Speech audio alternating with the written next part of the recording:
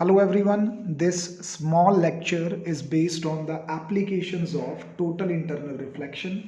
तो last video में हमने टोटल इंटरनल रिफ्लेक्शन को प्रॉपरली स्टडी कर लिया था कि जब लाइट डेंसर मीडियम से रेयर मीडियम में एंटर करती है या एंटर करने की कोशिश करती है तो अगर उसका एंगल एक fix value which we call critical angle and that totally depends on the refractive index of the denser medium with respect to rear medium. अगर वो फाइंड आउट कर लें और एंगल ऑफ इंसिडेंस उस क्रिटिकल एंगल से ज़्यादा हो तो लाइट रे दूसरे मीडियम में जाने की बजाय सेम मीडियम में वापस आ जाती है. This is what we call TIR, total internal reflection. अब इसकी एप्लीकेशंस काफ़ी सारी हैं, जैसे optical fibres, totally reflecting prisms, sparkling of diamond क्यों होती है वो भी इसी बेसिस पे एक्सप्लेन कर सकते हैं, और मिराज, मृग तृष्णा. लेकिन दो एप्लीकेशंस ऐसी हैं जो हाईली इंपॉर्टेंट है. Number one totally reflecting prism और दूसरा ये ऑप्टिकल फाइबर. ठीक है, तो इन दोनों एप्लीकेशंस की टेक्निकलिटीज़ को समझ लीजिए क्योंकि ये एग्जाम में पूछी जाती है. So let's talk about optical fibre. Optical fibre क्या होती है? आजकल जो इंटरनेट के ऊपर या टेलीकम्युनिकेशन को फास्ट करने के लिए हम एक स्पेशल केबल का इस्तेमाल करते हैं which we call optical fibre, जिसके सेंट्रल पार्ट में मेन कोर होती है और उसके मटेरियल का रिफ्रैक्टिव इंडेक्स N1 है.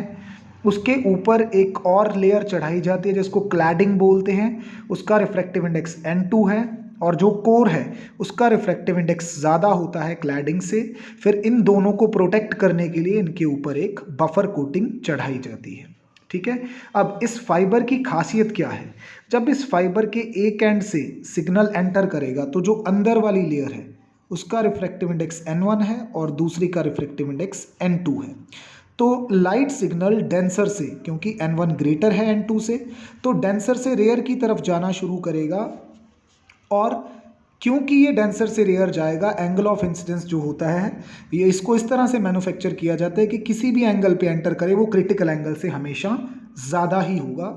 तो वो टोटल इंटरनल रिफ्लेक्शन सफ़र करता है और मल्टीपल टाइम्स करता है और फाइबर के दूसरे एंड तक बाहर पहुंच जाता है. इस तरह इसको बोलते हैं transmission of signal through optical fibre. तो एग्जाम में ये जो डायग्राम है ये आपको ड्रॉ करनी आती है.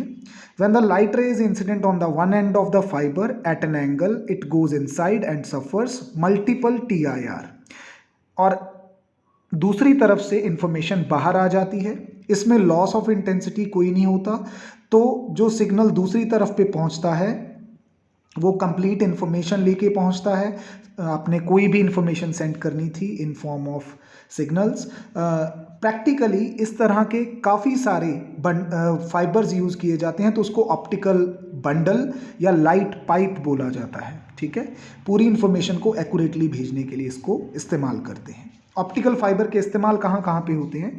मेडिकल या ऑप्टिकल एग्जामिनेशन, बॉडी के इंटरनल पार्ट्स को स्टडी करना है. इलेक्ट्रिकल सिग्नल्स जो होते हैं टेलीकम्युनिकेशन में, मोबाइल ये वो, ठीक है, इंटरनेट, तो वहाँ पे यूज़ करते हैं. फोटोमेट्रिक सेंसर्स होते हैं ब्लड फ्लो को स्टडी करने के लिए हार्ट के अंदर. रिफ्रैक्टोमीटर्स होते हैं जो किसी भी लिक्विड का रिफ्रैक्टिव इंडेक्स मेजर करने में हेल्प करते हैं. तो उन सब के लिए ये ऑप्टिकल फाइबर्स को हम यूज़ करते हैं. राइट, चलिए नेक्स्ट एप्लीकेशन जो है इसकी, that is totally reflecting prisms. ये एक specially designed prisms, isosceles prisms होते हैं जिनका एक एंगल 90 डिग्री का होता है और बाकी दोनों एंगल्स 45 डिग्री के होते हैं. दो साइड्स इक्वल होती हैं, एक हाइपोटेन्यूज लॉन्गर साइड होती है. अब इनको यूज़ करते हैं हम लाइट को रिफ्लेक्ट करने के लिए. आपको ये जान के हैरानी होगी कैसे, आइए देखते हैं. ठीक है, सबसे पहले अगर हम लाइट को 90 डिग्री पे रिफ्लेक्ट करना चाहते हैं तो हम इसकी कोई भी परपेंडिकुलर या बेस वाली साइड यूज़ करते हैं. एक लाइट रे इंसिडेंट करेगी और इस फेस पे जब आके गिरेगी इस पॉइंट पे, तो वो रेयर मीडियम से डेंसर मीडियम में एंटर करने जा रही है. अब ये पॉइंट ऑफ इंसिडेंस है. अगर यहाँ पे मैं नॉर्मल ड्रॉ करूँ तो वो इसी के ऊपर होगा, तो एंगल ऑफ इंसिडेंस क्या हो गया? 0. अगर एंगल ऑफ इंसिडेंस 0 है तो एंगल ऑफ रिफ्रैक्शन भी 0 होगा बाय स्नेल्स लॉ. तो ये लाइट रे सीधा निकल जाएगी. अब इस पॉइंट पे आके गिरेगी. इस पॉइंट पे अगर मैं एक नॉर्मल ड्रॉ कर दूं एट सरफेस AC, ठीक है, तो वो ये नॉर्मल होगा, तो ये एंगल ऑफ इंसिडेंस 45 हो जाएगा. अब ये ग्लास है, ग्लास का जो रिफ्रैक्टिव इंडेक्स है वो 1.58 से लेके 1.62 के बीच में होता है। एवरेजली अगर आप इसको 1.5 लेके चलो और सॉल्व करो तो आपका क्रिटिकल एंगल का वैल्यू 42 डिग्री आता है, और आपने उसको कितने पे इंसिडेंट होने दिया, 45 पे। इसका मतलब आपका angle of incidence critical angle से ज़्यादा है। तो ये लाइट रे बाहर जाने की बजाय सेम एंगल पे जिस पे ये इंसिडेंट हुई थी उसी एंगल पे रिफ्लेक्ट हो जाती है। ऐसा लगता है जैसे यहाँ पे कोई मिरर पड़ा था। तो 45 डिग्री पे इंसिडेंट हुई थी, 45 पे ही रिफ्लेक्ट हो गई, मतलब कितने डिग्री पे टोटल बेंड हो गई, 90 डिग्री पे, राइट। फिर अगर हम इसकी लॉन्गर साइड से लाइट इंसिडेंट होने दें, इसकी परपेंडिकुलर और बेस साइड पे, ठीक है, तो ये लाइट 180 डिग्री पे रिफ्लेक्ट हो जाती है। कैसे? ये लाइट रे इंसिडेंट हुई, इस पॉइंट पे एंगल ऑफ इंसिडेंस 0, तो एंगल ऑफ रिफ्रैक्शन भी 0, तो लाइट रे सीधा जाएगी और इस फेस पे गिरेगी। इस फेस पे अगर नॉर्मल ड्रॉ करेंगे तो ये एंगल होगा 45। अब क्योंकि क्रिटिकल एंगल की वैल्यू 42 है तो angle of incidence critical angle से ज़्यादा हो गया, तो ये 45 पे ही रिफ्लेक्ट कर जाएगी।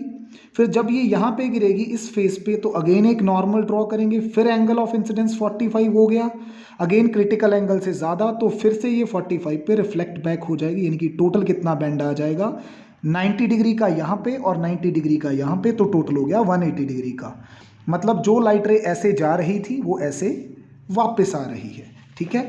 इसको हम पेरिस्कोप में यूज़ करते हैं। पेरिस्कोप आपको पता होगा कि जिसको हम यूज़ करते थे, वो जैसे ये दीवार है, इसके दूसरी तरफ किसी चीज़ को देखना है, ठीक है, इस तरह से यूज़ करते थे ना, एक पेरिस्कोप लोअर क्लासेस में पढ़ते थे।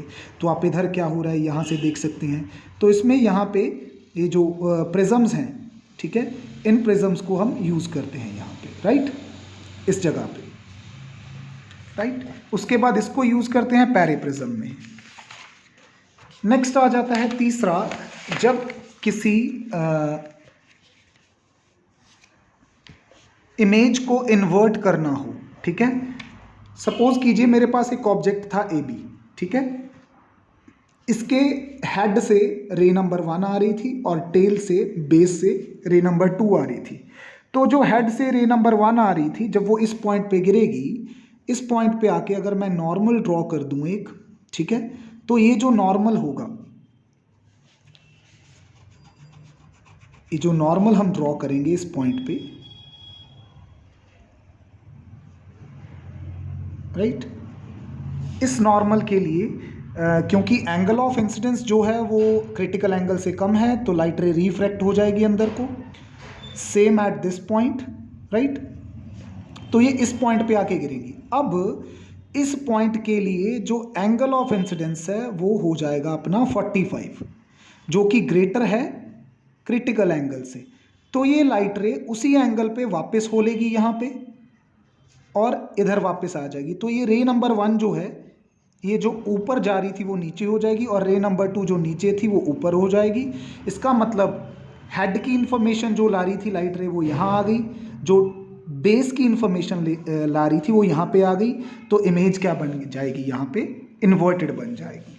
अब क्वेश्चन ये आता है कि जब हमारे पास ऑलरेडी मिरर्स हैं तो हम रिफ्लेक्टिंग प्रिज्म्स क्यों यूज़ करें। एक तो इंटेंसिटी का लॉस नहीं होता, क्योंकि वहाँ पे जो लाइट रे है उसकी इंटेंसिटी कम हो जाती है। इंटेंसिटी कम होने का मतलब एनर्जी कम हो जाती है, because intensity is directly proportional to energy.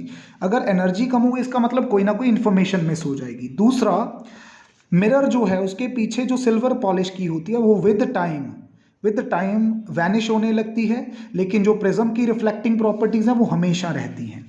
एक मिरर के केस में मल्टीपल इमेजेस बनती हैं, जिससे जो इमेज की इंटेंसिटी है वो भी कम हो जाती है, एक शार्प इमेज नहीं बन के आती। लेकिन यहाँ पे मल्टीपल इमेज फॉर्मेशन नहीं होती, तो जो एक इमेज बनती है वो शार्प इमेज बनती है, right. This was all about the properties of the applications of TIR। दोनों applications exam point of view से बहुत ही इंपॉर्टेंट है, इनको आप कवर करेंगे। इतना ही क्वेश्चन पूछा जाता है, ऑप्टिकल फाइबर की वो डायग्राम जो मैंने आपको दिखाई और उसकी वर्किंग, और रिफ्लेक्टिंग प्रिज्म्स में तीनों cases, right. This was all about applications of TIR।